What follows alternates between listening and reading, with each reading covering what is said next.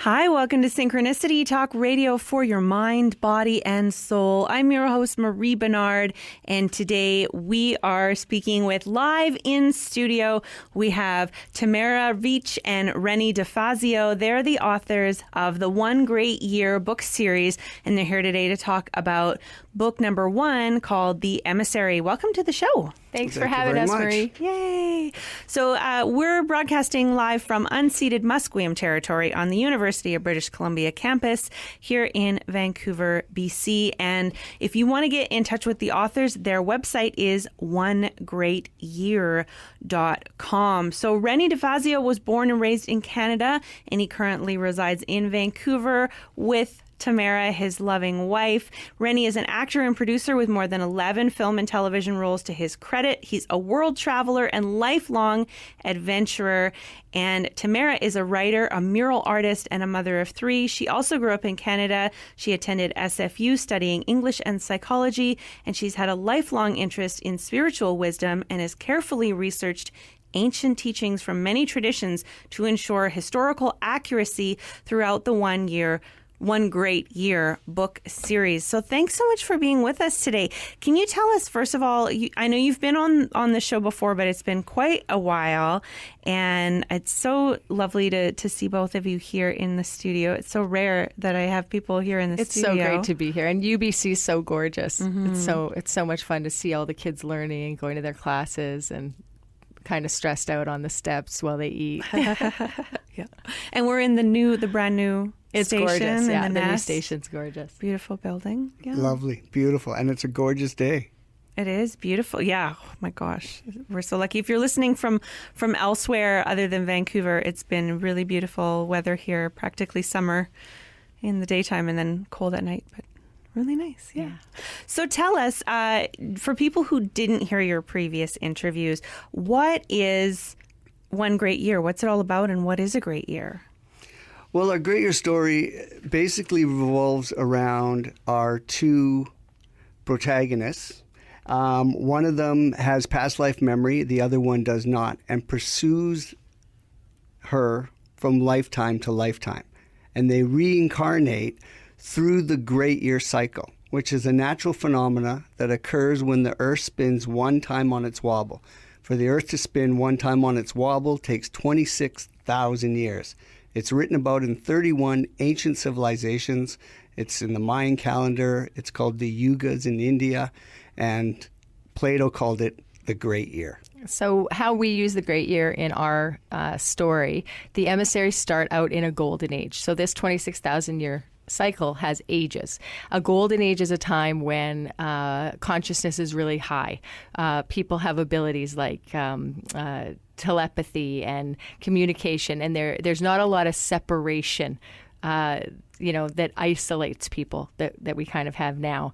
But the golden age, as it falls, it goes into a silver age, into a bronze age, and then into a dark iron age. And we, in our story, our characters are reincarnated through those ages as people that you recognize. So in the Emissary, we start out in an Atlantean type life in the golden age, and certain things happen. There's a calamity, and as that world descends, Marcus and Theron and their horrible compatriot Helghul are reborn over the ages, and they're in a battle between good and evil, and it's such a blast to write. Yeah, and what the Emissary focuses on within that Great Year cycle is this rise and fall of consciousness.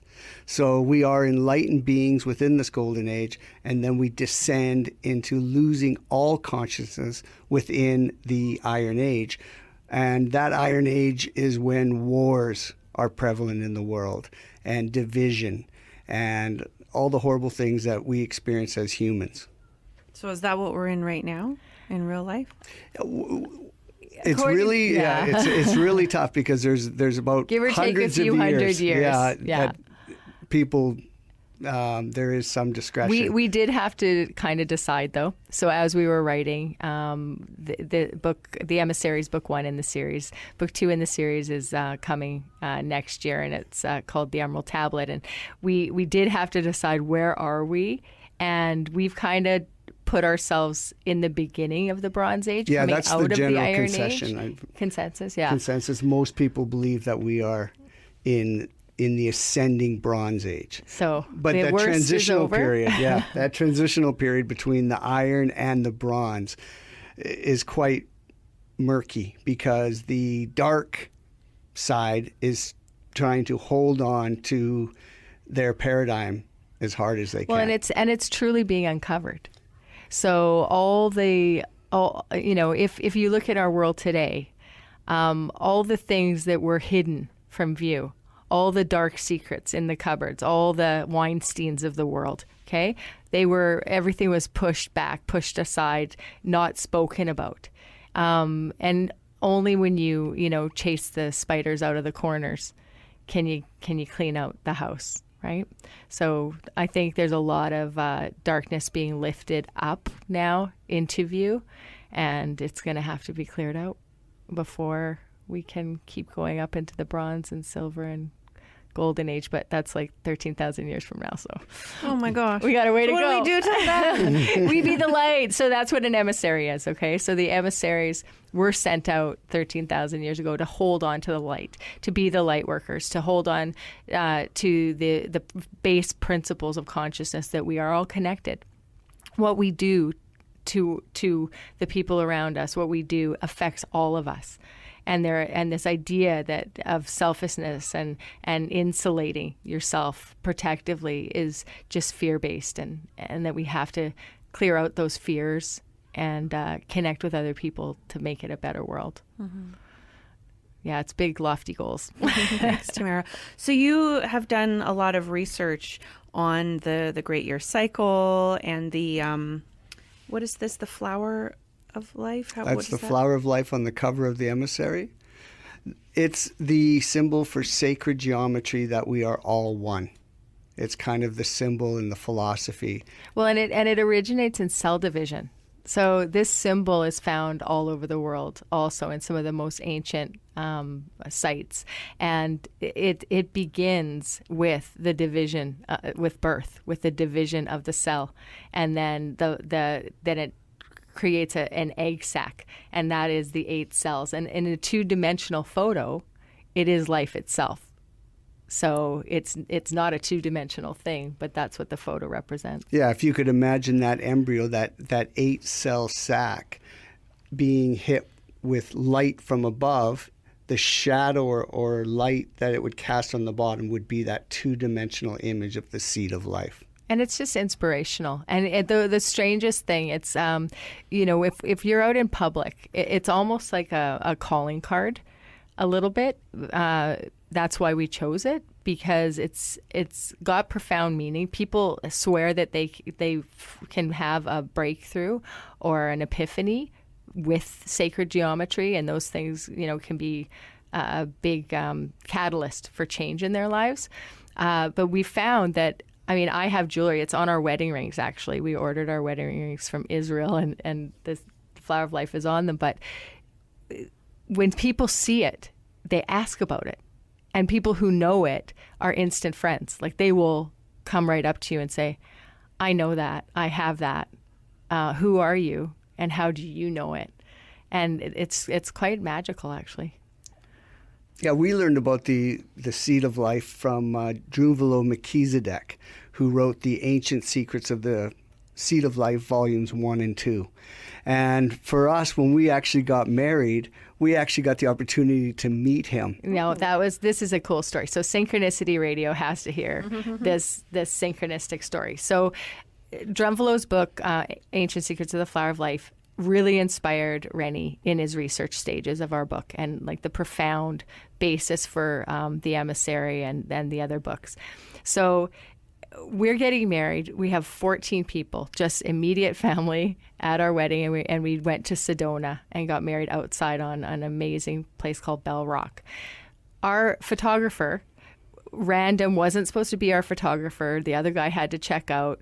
Bonnie comes in, and she's our photographer, and Rennie happens to say to her, hey, you don't happen to know Drunvalo Melchizedek, do you? And he's a bit of a recluse, and, it's a big town.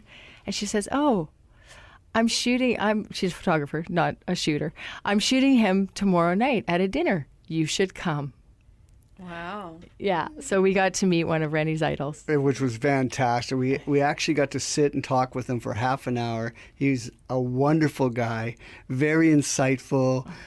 He lived an amazing life. If you ever get a chance to look at his work, he's done some incredible things. And it's all about consciousness. It's all about, breaking down the separation between people and letting people know that, meditation and all these things that can settle down the noise of the dark age world that's constantly battering us. When you can settle down that noise and find a heart space and go to that place individually a little bit more on your own, it makes it all bearable, and it makes you a light. It makes you something in the world that can add a little bit more that's needed. And it's just love, really. The evolution of consciousness. Yeah.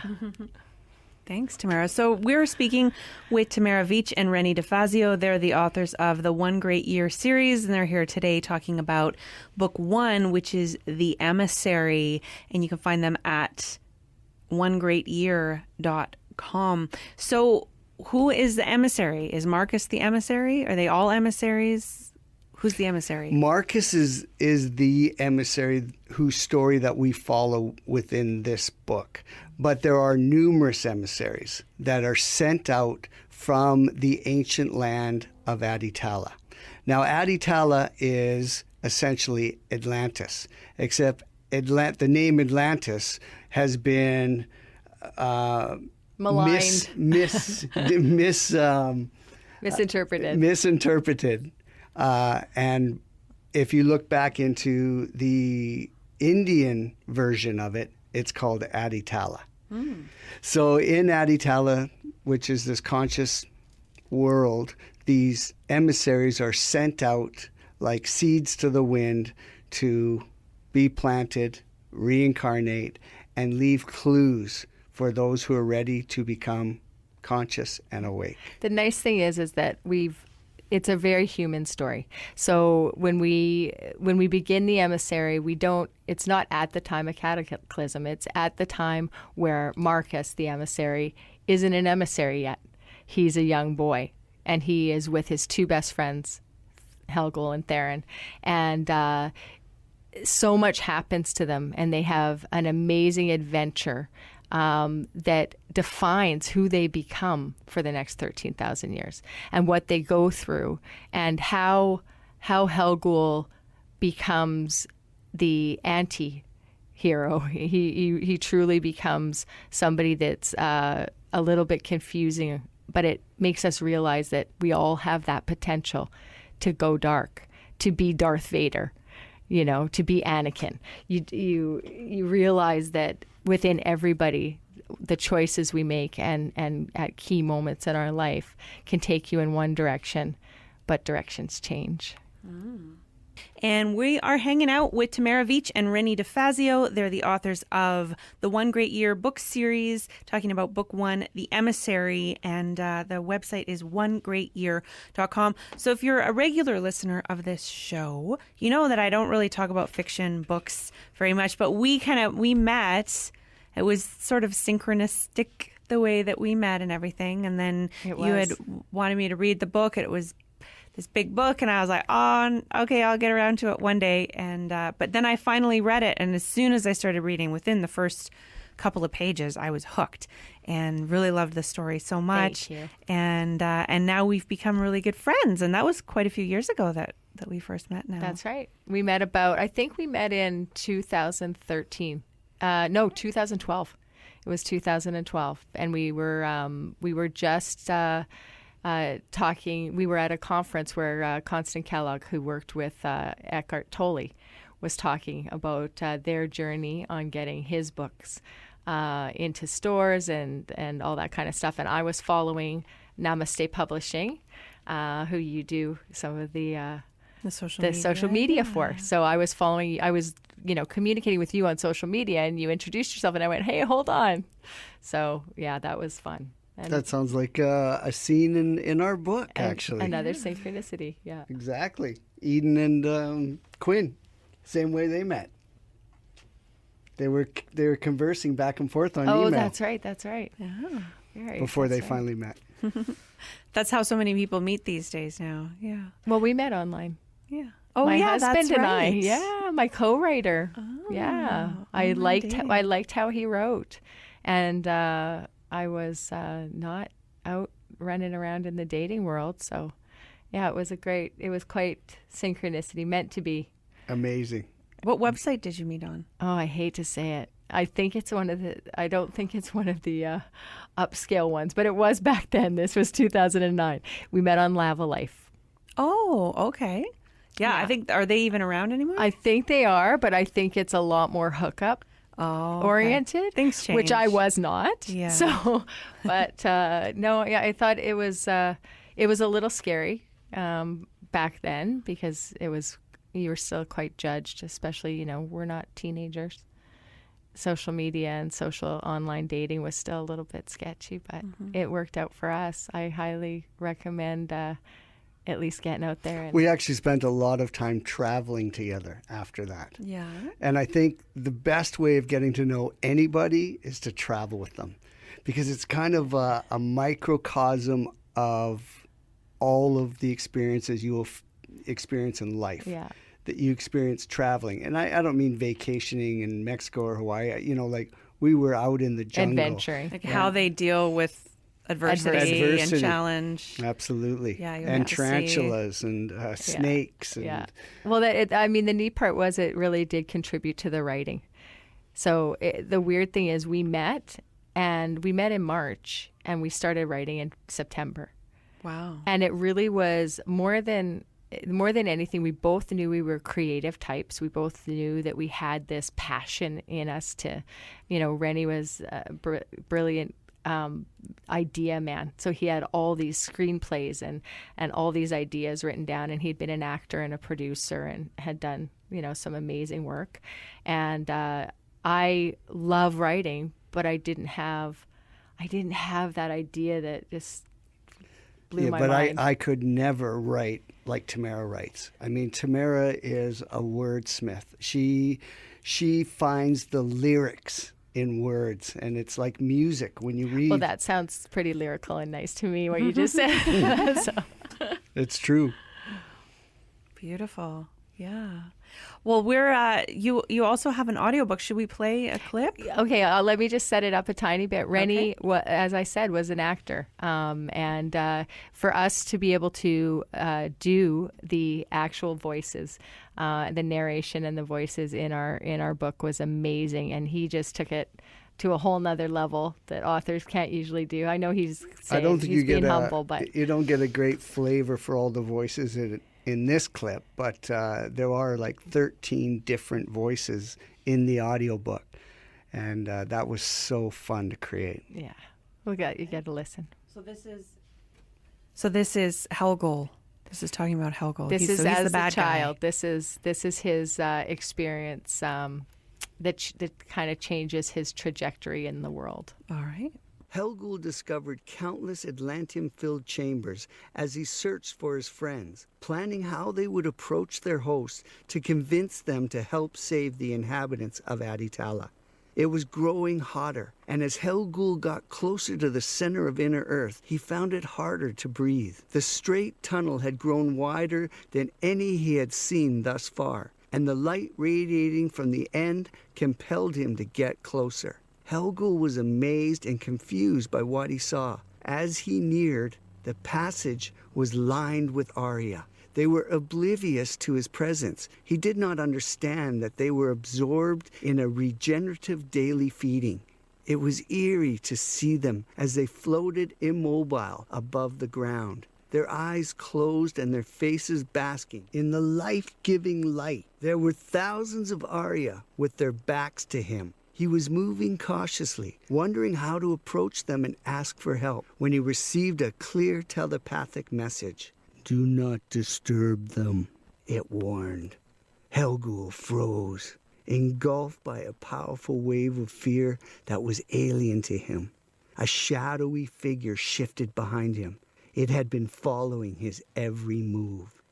"I have awaited your arrival, Helghul," the stranger said telepathically. His handsome black face was difficult to make out in the diffused light, but his eyes were bright and focused.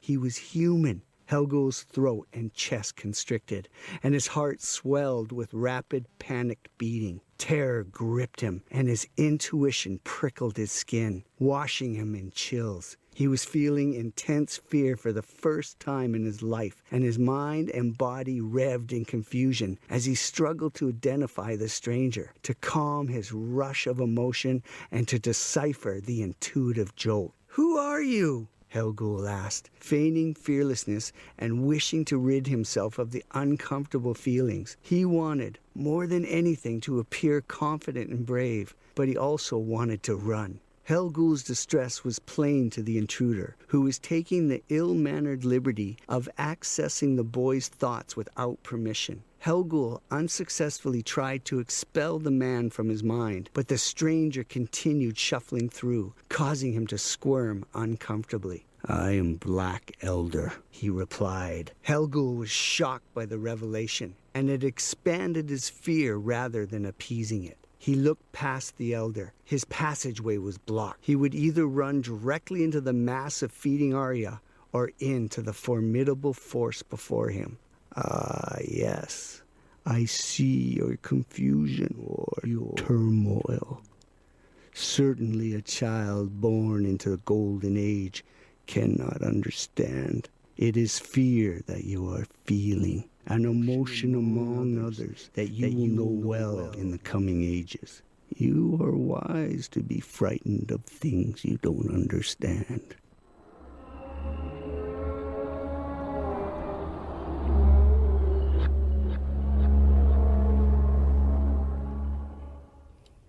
So that was a clip from One Great Year.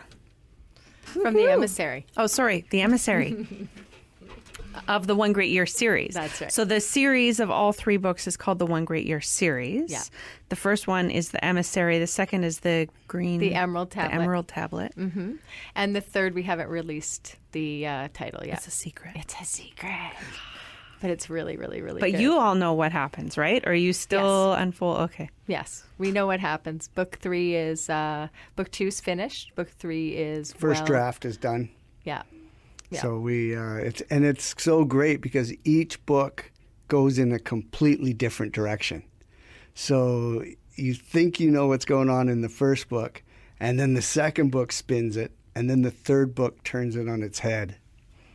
So it's fun. It's a great adventure fantasy movie. And it's a romance. I think when Rennie first pitched it to me, it was this story of Marcus and Theron being soulmates, and having memory and her not having memory, and him pursuing her, and just thinking about what that would mean, what angst that would cause, having, lifetime after lifetime, everything. Life's tough. But he doesn't have as much like Helghul. So Helghul's the bad guy. Mm-hmm. And he has full memory of everything.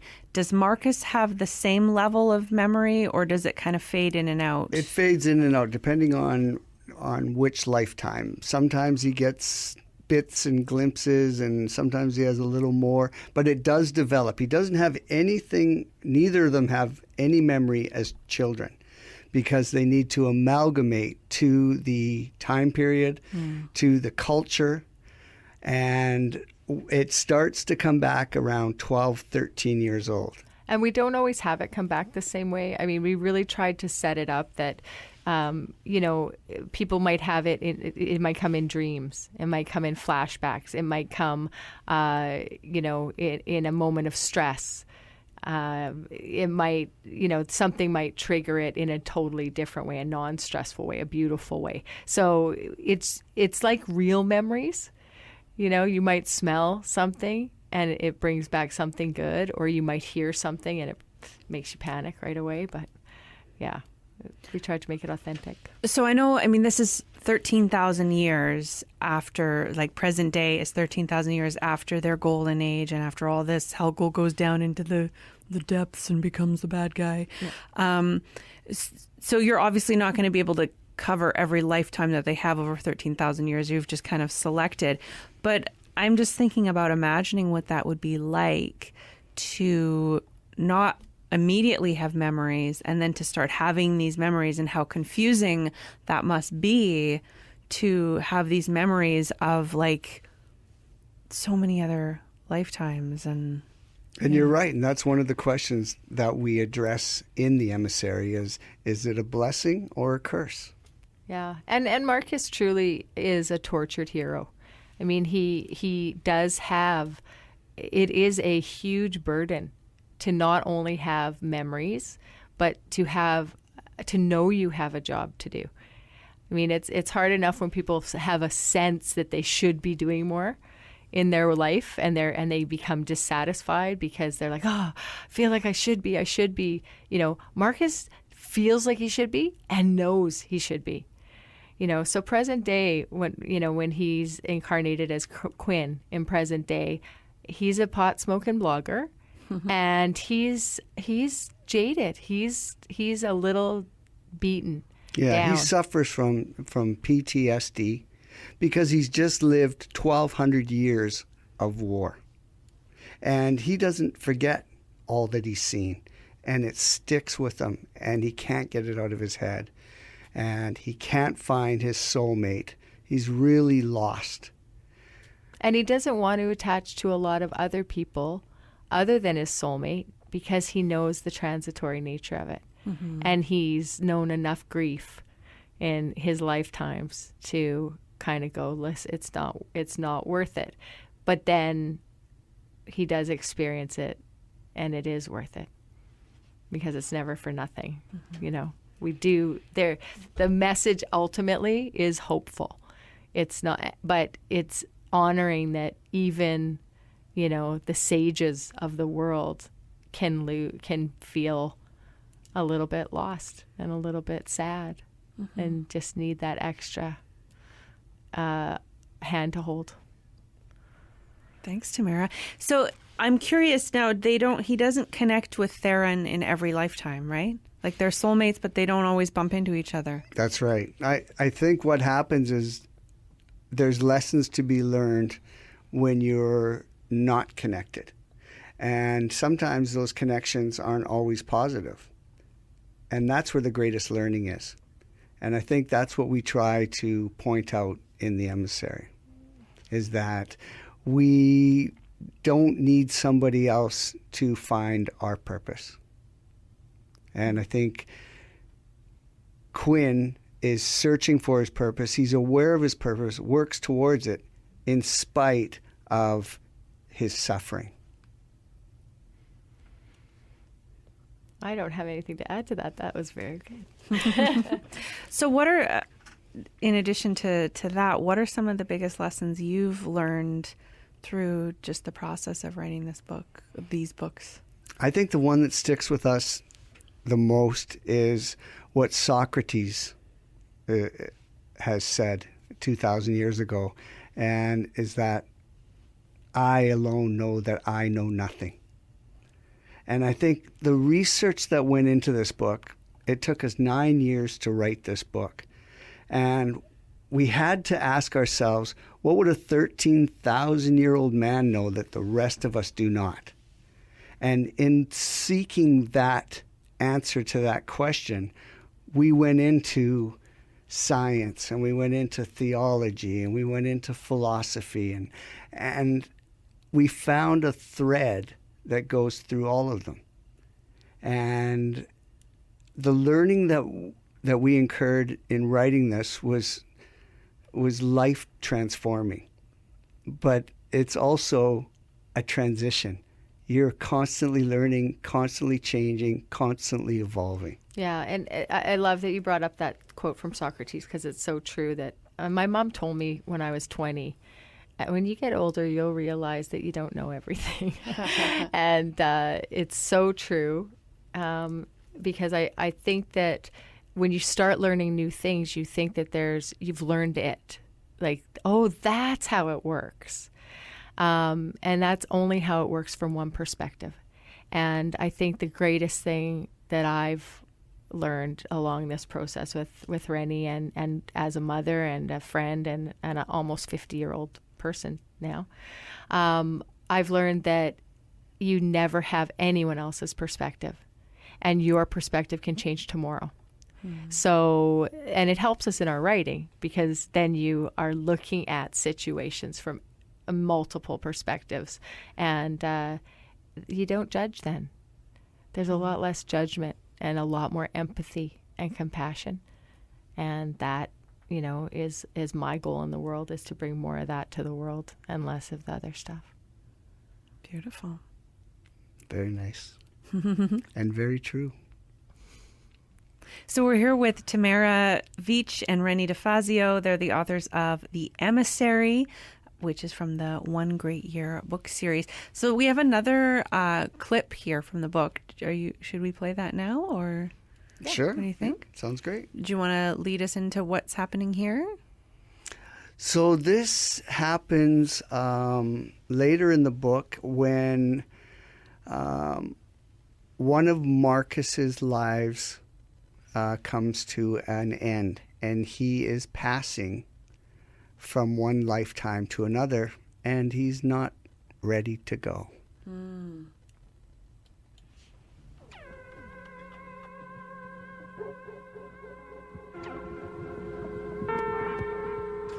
With a whisper, Marcus was no longer in Inti's arms.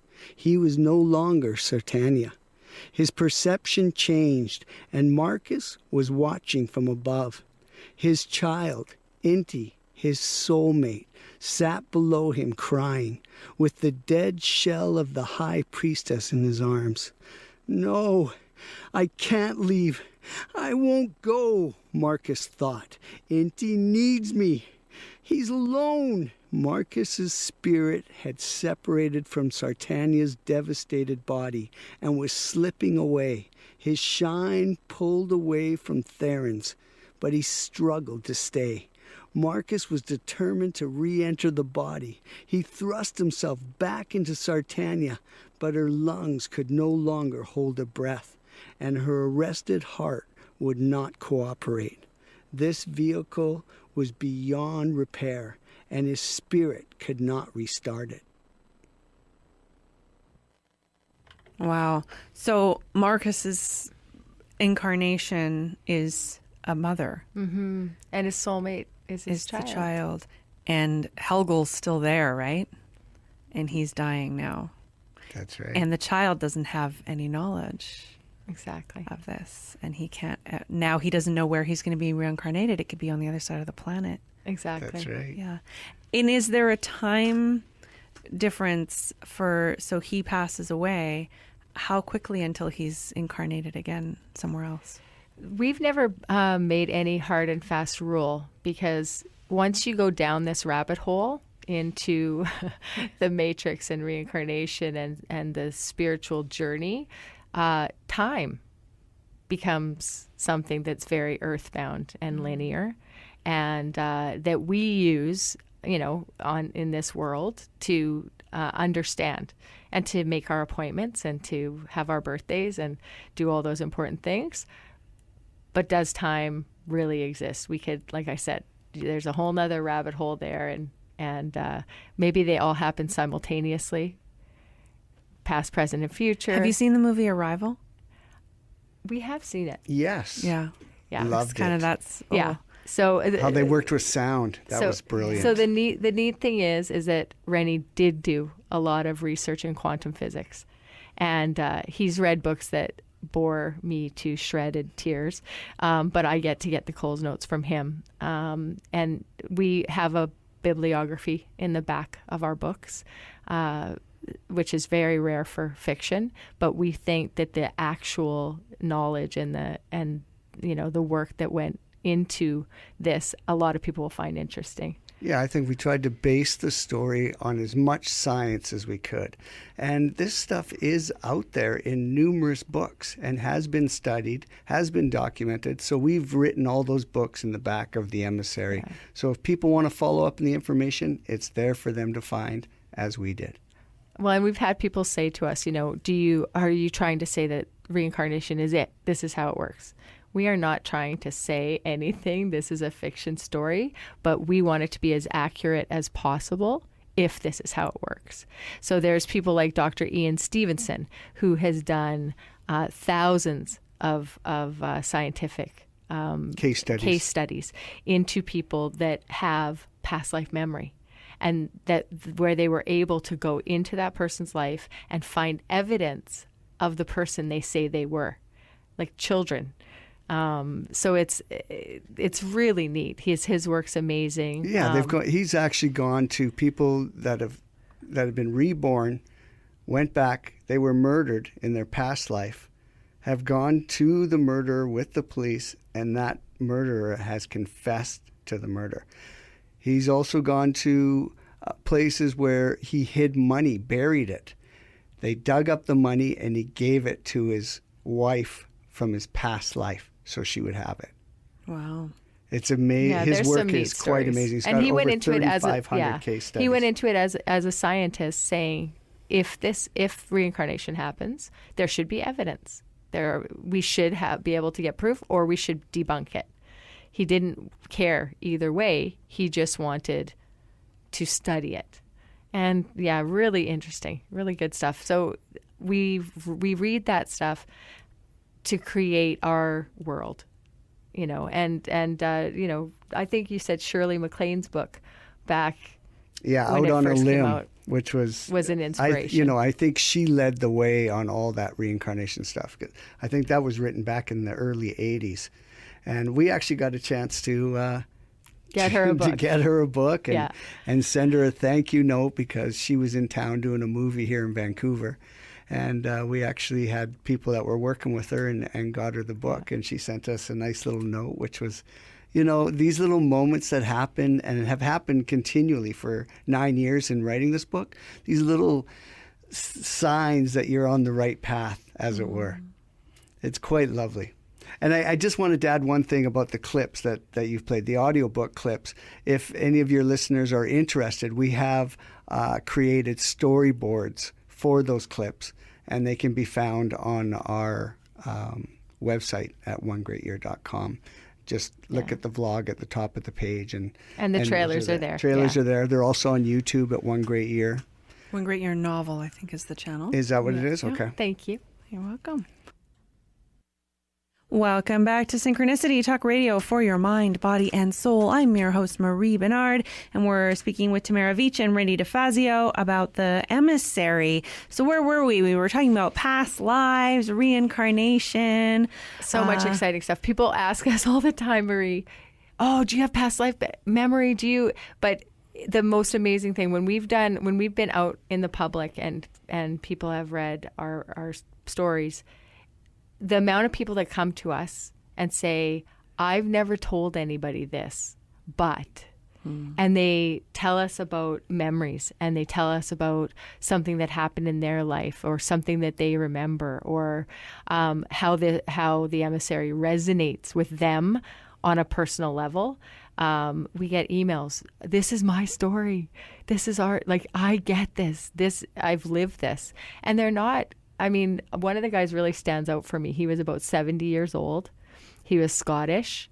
And he literally said, I have never told anybody in my whole 70 years about my past life memory. But I want to tell you guys. Wow. And you just think, wow, that's pretty amazing.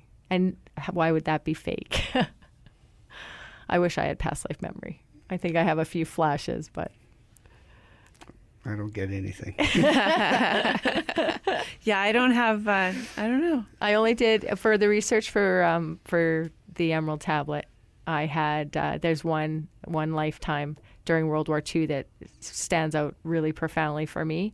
And it was there's lots of, I cry a lot during the writing, and there's certain parts of the books that I like. The scene, one of the scenes that you just read, that the scene where Sartanya dies and leaves Inti.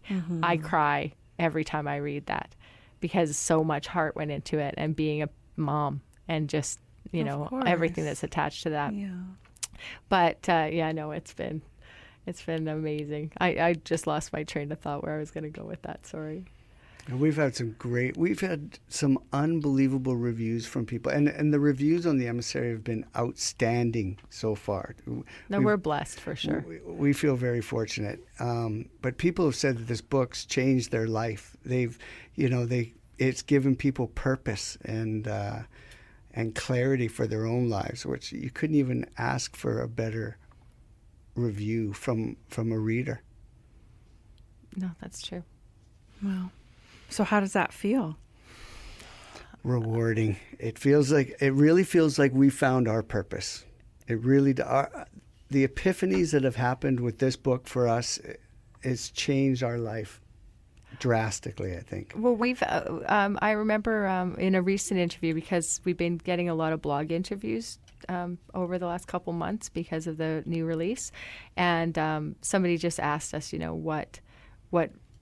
what really stands out for you guys as the biggest risk in being writers? Like what was it that you had to do? And it was a day, I turned to Rennie and said, quit the day job. It's enough already. We have to, we can budget, we can scrimp, we can do what we need to do. We will live within our means, but we got to write full time to really make this happen and commit to it. And I think that anybody who can possibly do that, be fearless, because you have this, we're talking about reincarnation, and then I'm going to say you have this one life. You have to treat each life like it's only yours. It doesn't matter what anyone else thinks. It doesn't matter what all the shoulds are. As long as you're not harming anyone else, go with your dreams. And I remember Eddie Murphy saying that. He was asked, how did you realize this was the job for you? And he goes, the only way to make it in this business is to throw yourself 100% into it. Don't give yourself a plan B. That way you will discover the ways to make it work. And that's always stuck with me. And that's what we did. 4 years ago, we quit our jobs, and we've been working nonstop on the books. No plan B. But you say, so thank you for sharing that with us, Rennie and Tamara. You say you got to be fearless, but I mean, there's got to be times when it feels scary. Absolutely. Sure. You definitely run the gauntlet of emotions. Yeah. But again, that's where the learning is. You know what, though? I think we're very fortunate because we're at the stage with this work where Eddie Murphy was. There is nothing else. I would rather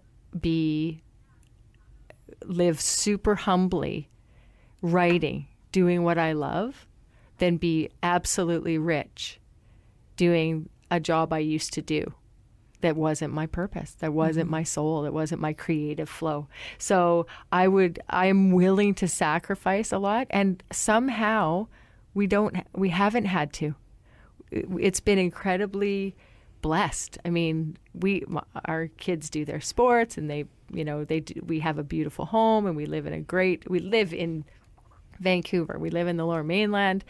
It's been amazing, and I think that when you do follow your purpose, it can be risky and it can be scary, and at times you'll think it's not working.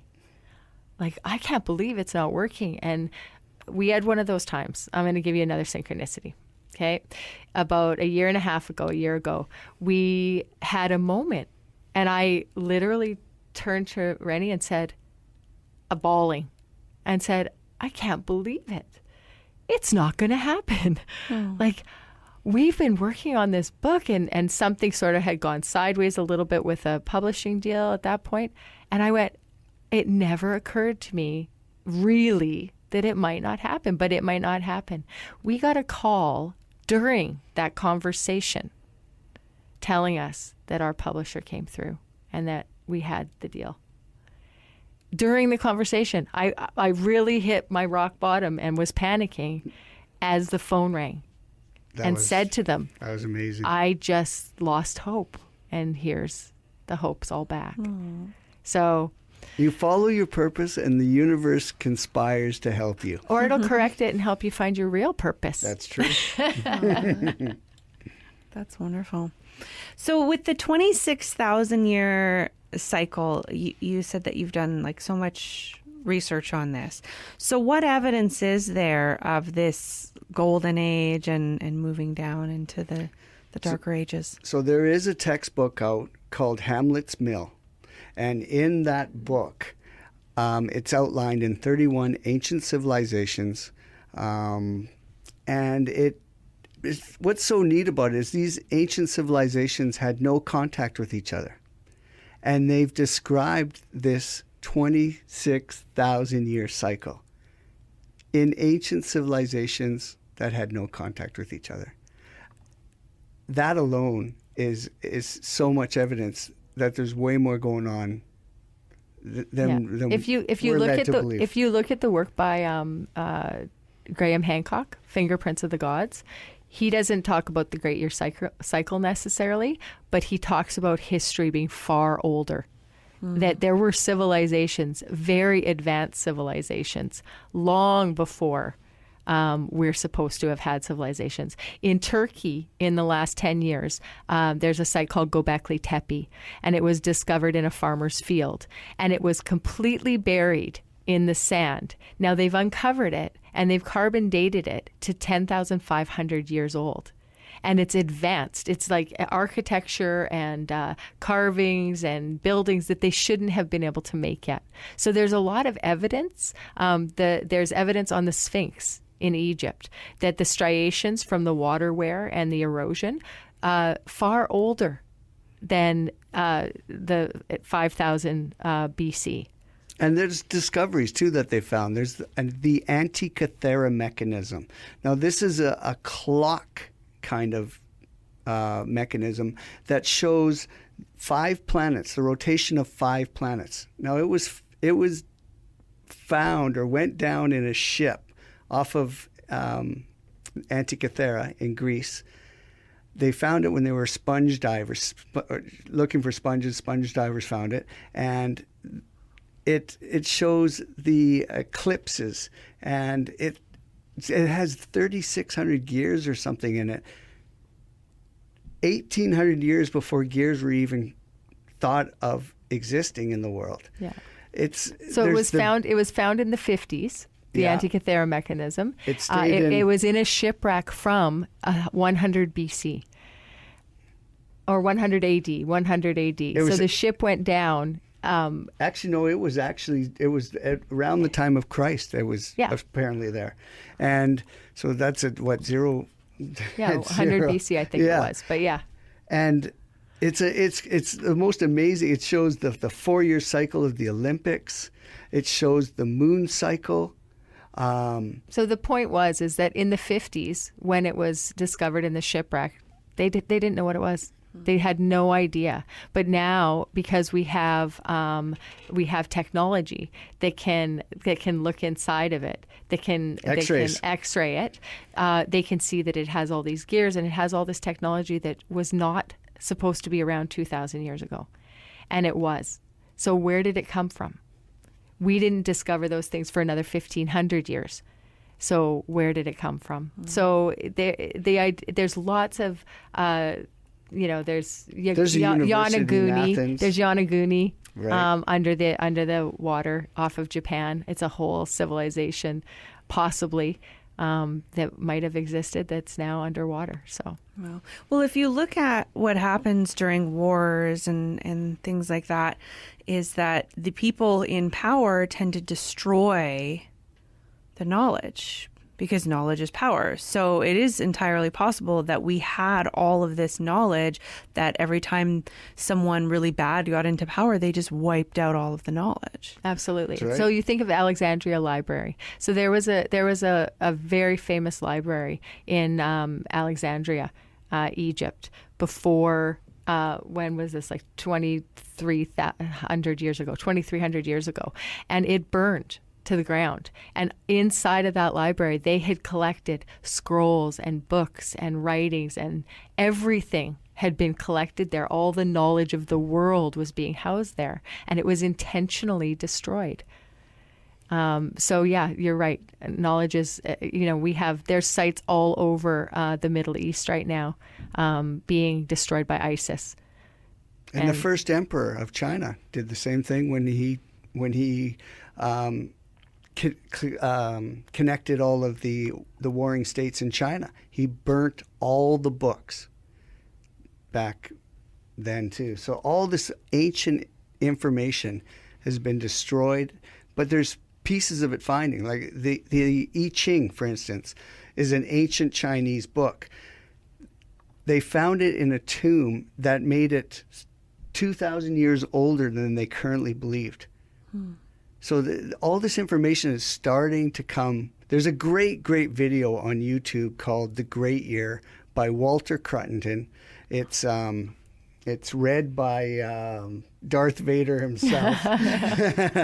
So it's a great introduction to the Great James Year. Earl Jones. James Earl I hate Jones when he does that. He looks at me like I'm going to just pull that name out of my hat. I just like saying Darth Vader.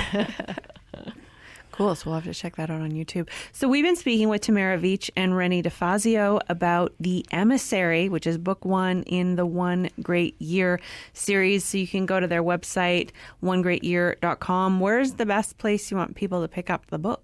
You can get it anywhere. You can go to your local bookstores. Indigo Chapters Canada is going to be carrying it. We dropped off a copy at Banyan Books today for them to have a reader copy so they can order it in.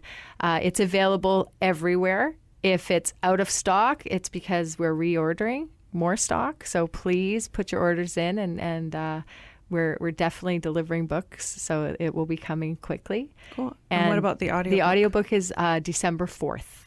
But the Kindle's available right now, always available too. So you can do that through Amazon, Amazon.com, Amazon.ca. Cool. Well, we just have like a minute or two left in the show before DJ Chris Horrific is up with Parts Unknown in just a couple minutes here on CITR. So thanks for being with us today. So is there anything else that you'd like to add before we say Well, we sayonara? definitely want to say that you are amazing. And I think the work that you do here with Synchronicity Radio and caring about mind, body, and soul and sharing all the information with the world, with all the people, with that there's happy options. There is hope. There is good things coming. And there's also community. And it's really important to reach out, even if it's online. We're always talking to our everybody on social media. We respond to everybody on Facebook and Twitter, and I'll do it ourselves. So, And the sequel comes out in June. Yes. Yay. The Emerald Tablet will be out in June. The Emerald Tablet will be out in June. So it's not too long. It's less than a year. So. Okay. And so it's One Great Year on Twitter, One Great Year on Facebook. It sure One is. Great Year novel on YouTube. Yeah. And the book is called The Emissary. Emissary. Well, thanks so much for being with us today. Thanks to Tamara and to Rennie for being with us live in studio. It's been so Yay, long live since in I've studio. seen you. And thank you for being with us this hour. I want to send you so much love. Be well and have a wonderful week. Namaste.